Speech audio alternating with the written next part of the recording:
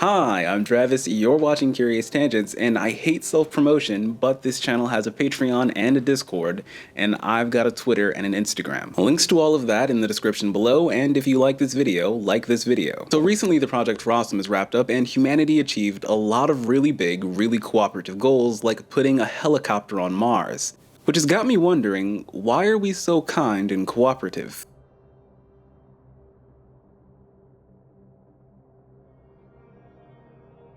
If you look at it from a surface level evolutionary biology perspective, then it really seems like we shouldn't be this way. Natural selection should favor creatures who ruthlessly look out for number one. And yet we almost never see that. People constantly help other people, animals even help other animals, and trees will literally share their nutrients via their root systems. Human beings are undoubtedly the most cooperative and wide-scale kindest. So how did we get this way? But first, before we dive into the behavior of the strange thing known as Homo sapiens, we should take a look at Homo economicus. Homo economicus was not our distant ancestor. It is instead a model of the most efficient way that a human being can behave. Economicus ruthlessly looks out for its own self-interest, even at the expense of other people. Although it's mostly discredited today, Economicus was actually used to influence economic policies. Which is strange, right? I mean, most people that I know don't behave anything like this. In fact, despite meeting several psychopaths in my life, I don't know anyone who behaves like a Homo economicus. Contrary to popular belief, most psychopaths are not monsters, they're just people who don't feel empathy the way most people do. The same way my rather anxious brain doesn't perceive threats or just normal everyday situations the same way that most normal people do. Most humans behave with a decent amount of humanity. Despite what you might see on the news, acts of kindness actually outnumber acts of violence. So instead, let's go to a place that psychologists rarely enter: the animal kingdom. When many species of birds see a predator approaching their nest, they'll flop onto the ground and pretend as if their wings are damaged.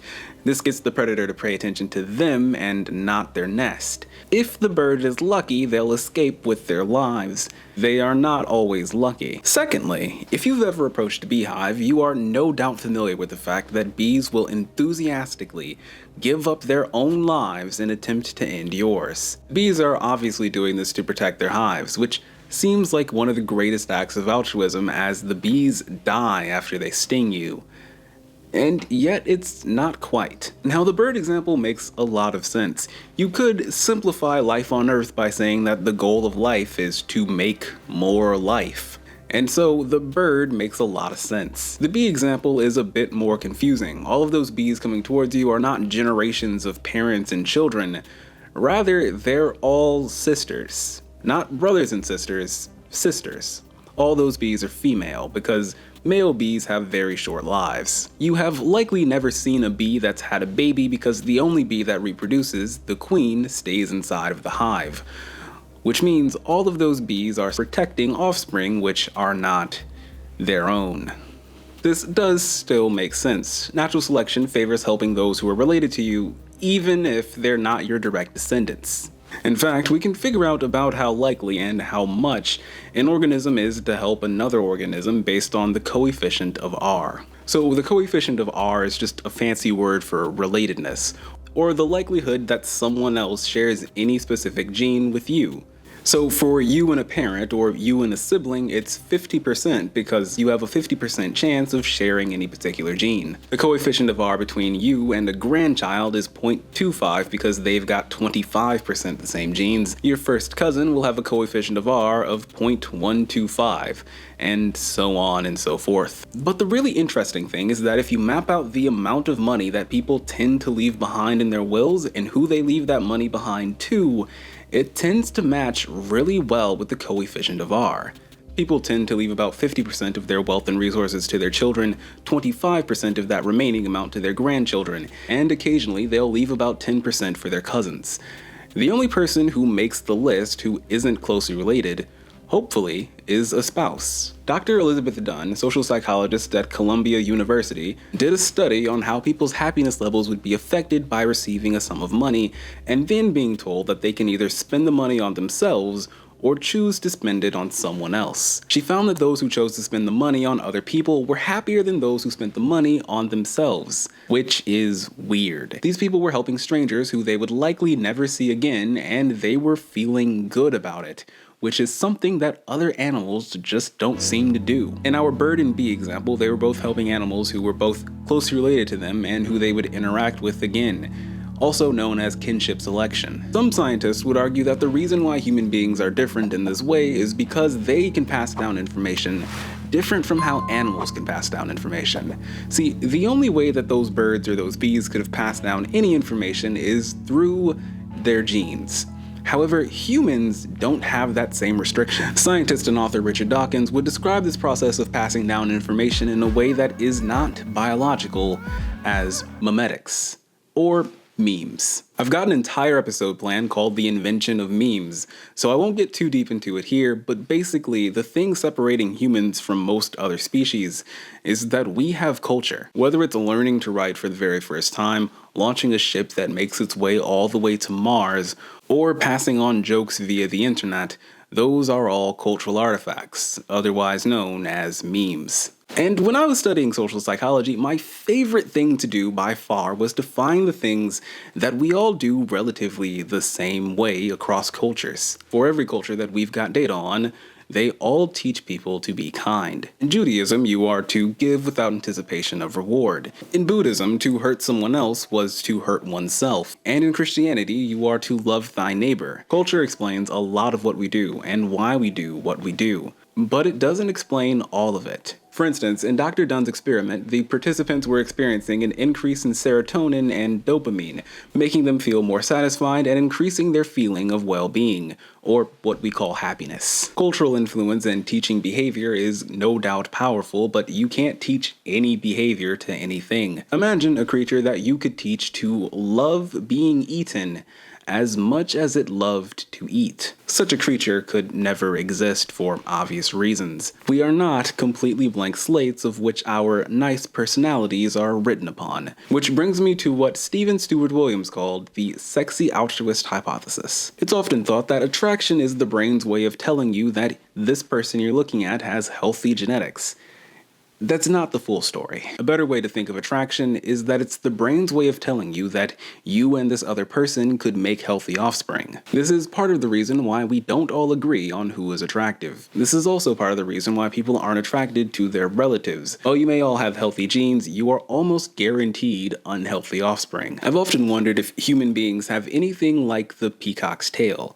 A peacock's tail does nothing to keep it alive. In fact, quite the opposite. The larger a peacock's tail, the more likely it is to be eaten by something. However, if it has a large tail and it's still alive, it's a great indicator that it's a fit animal. In fact, it's exactly because having a bigger tail makes the peacock more likely to be eaten and targeted by predators that the tail is seen as attractive. It says, "Look at me, I'm so healthy that I grew this enormous colorful target on my back and I'm still avoiding and fighting off predators." There are things like symmetrical faces that people tend to find more attractive and a bunch of other physical characteristics. But people don't really go off and get married for physical characteristics, at least not most of the time. Usually we marry for underlying characteristics. And the trait that is most commonly rated as attractive is generosity. Regardless of the culture that you're living in, you probably find generous people more attractive than people who are not. Wherever a study is conducted, we are constantly finding that generous people are seen as more attractive. It's possible that by a person being generous, they are subconsciously saying something like, "Look at me, I'm so well off I can take care of myself and take care of other people. I can give you healthy offspring." This is further backed up by the fact that people who are seen as more generous have more children than people who are seen as selfish, meaning that theoretical generosity genes spread faster than theoretical selfish genes. The problem with this idea is that people are frequently nice to each other even when they're not in a position to gain any recognition from it. Another problem with this is that human beings are not peacocks. I can give you healthy offspring. There is no human equivalent of the peacock's tail. We're just not that kind of species. We're not even similar, really.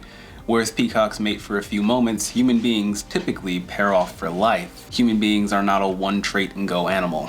So far, we've categorically tried evolutionary biology, evolutionary psychology, and social psychology to answer this question. And the question is just not going to be answered that way.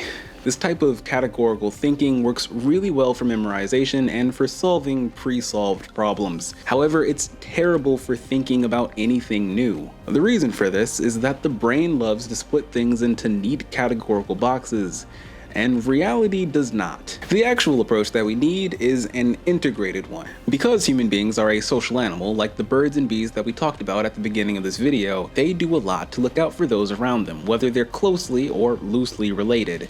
For most of human history, we've lived in tight-knit hunter-gatherer groups, where seeing a new person would have been the rarity rather than the rule it is today. Thus, after generations and generations of living in tight-knit groups, we evolved to wanting to help other people almost indiscriminately, still favoring our close kin, of course. We know from Dr. Dunn's studies that feeling good about helping others is an innate characteristic. However, we also built cultures around the idea of helping other people and being kind to one another.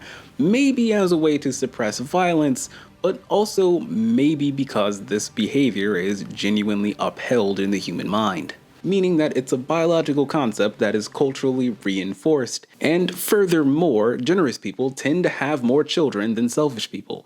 Cough cough, unnecessary jargon. It is also known as the AVPR1A gene. And if you have it, you are significantly more likely to give money to strangers. And this is most of an explanation of how a beautiful and mindless process known as natural selection created mindful creatures who could be nice to each other at least most of the time. And thanks for watching.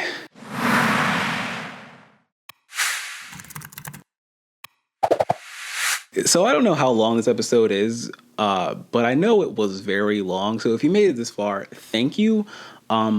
This is only like 50% of the script that I wrote for the actual episode because I was just like, it's too much episode. But yeah, bye.